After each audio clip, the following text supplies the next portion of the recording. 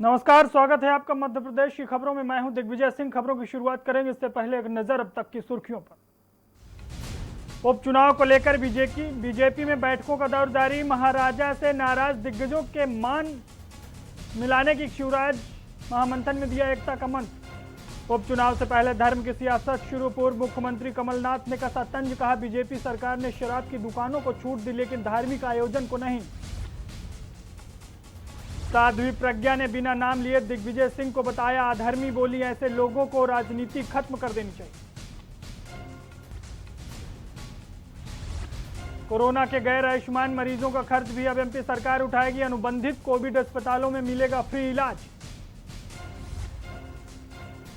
मध्य प्रदेश में रात 11:30 बजे तक खुलेंगी शराब की दुकानें। बार और होटल के लिए भी निर्देश जारी। रेल सेवा अनलॉक। 167 दिन बाद चली ट्रेन। 22 मार्च को आखिरी ट्रेन शांति एक्सप्रेस गई थी गांधीनगर। आप देख रहे हैं के न्यूज, खबरों का सारथी।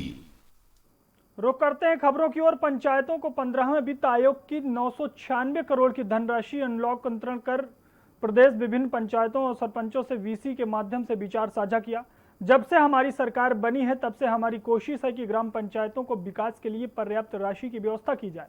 पंच परमेश्वर योजना गांवों के इंफ्रास्ट्रक्चर के विकास के लिए वरदान बन गई है। हमारे सरपंचों और जनप्रतिनिधियों ने पेयजल की व्यवस्था, सड़क, नाली निर्माण जैसे अनेक काम किए हैं। जब से ये सरकार बनी तब से लगातार हमारी कोशिश ये रही है ग्राम पंचायतों को विकास के लिए पर्याप्त राशि की व्यवस्था की जाए। 15वें वित्त आयोग के अंतर्गत 1830 करोड़ रुपए पंचायतों के खाते में डाले। इसके बाद 996 करोड़ रुपए फिर डाले। आज फिर 996 करोड़ रुपया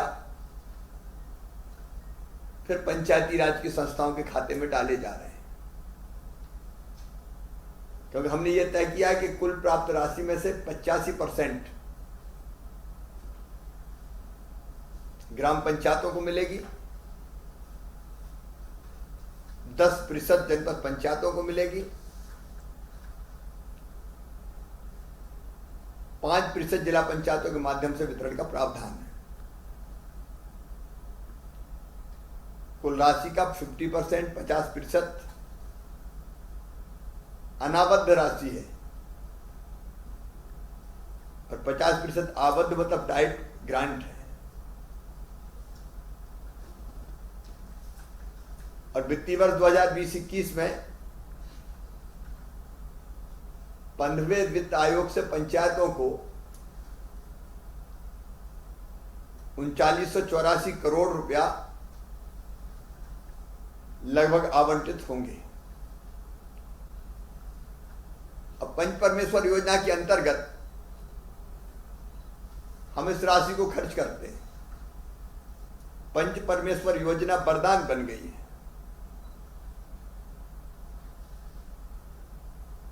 और इस राशि का उपयोग करके हमारे पंचायती राज्यों की जनप्रतिनिधियों ने, सरपंचों सहित उनकी टीम ने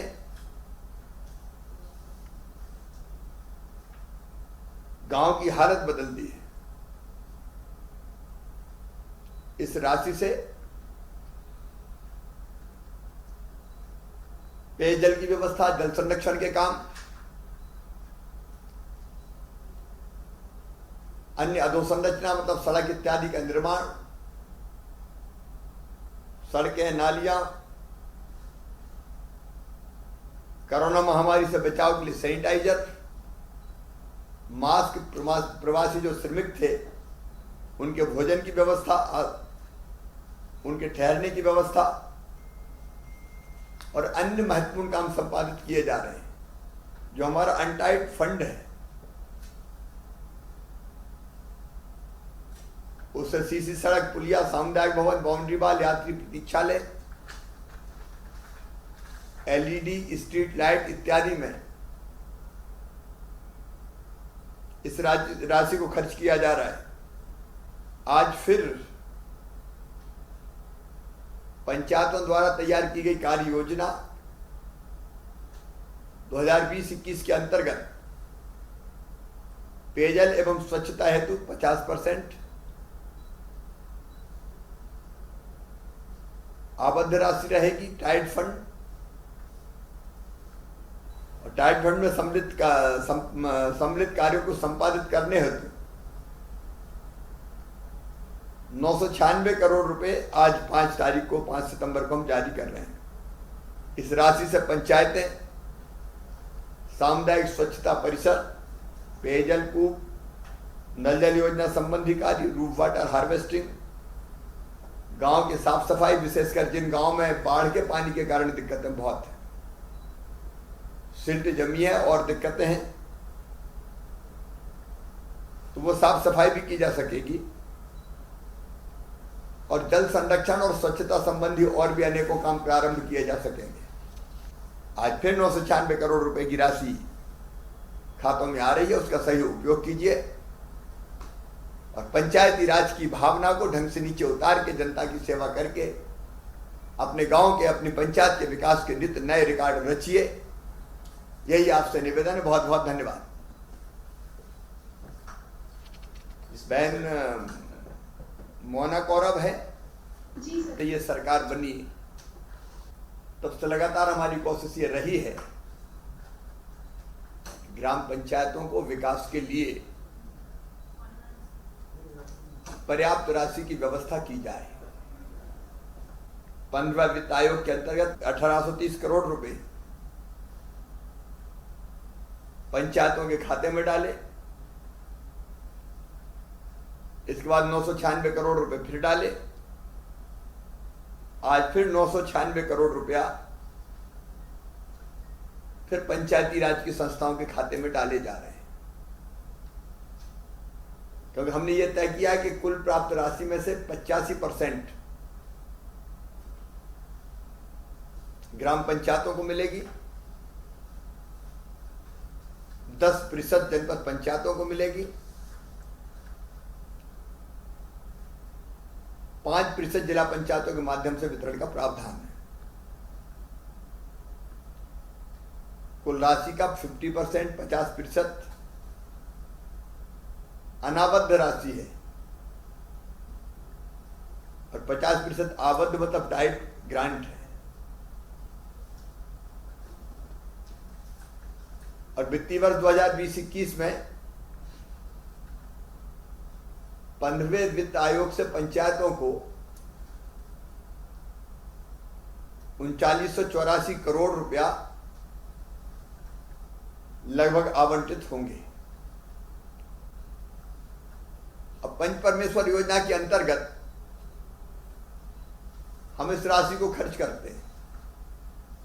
पंच परमेश्वर योजना वरदान बन गई है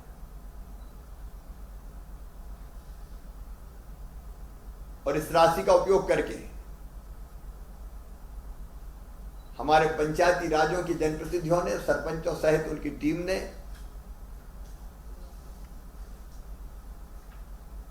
गांव की हालत बदल दी है। इस राशि से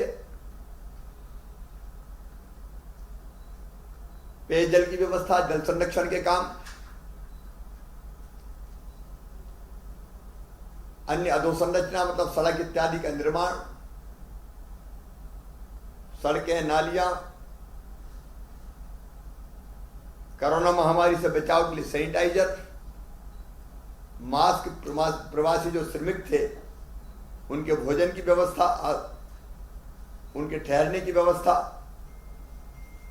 और अन्य महत्वपूर्ण काम संपादित किए जा रहे हैं। मध्य प्रदेश के गृह मंत्री नरोत्तम मिश्रा ने कांग्रेस और पूर्व मुख्यमंत्री कमलनाथ पर जमकर हमला बोला है। क्या कुछ कहा है नरोत्तम मिश्रा ने, आपको सुनाते हैं। को पूरे परिदृश्य में देखें, देश के देशव्यापी रूप में देखें, वैश्विक महामारी के रूप में देखें, ये सच है कि जब से सावधानी हटी है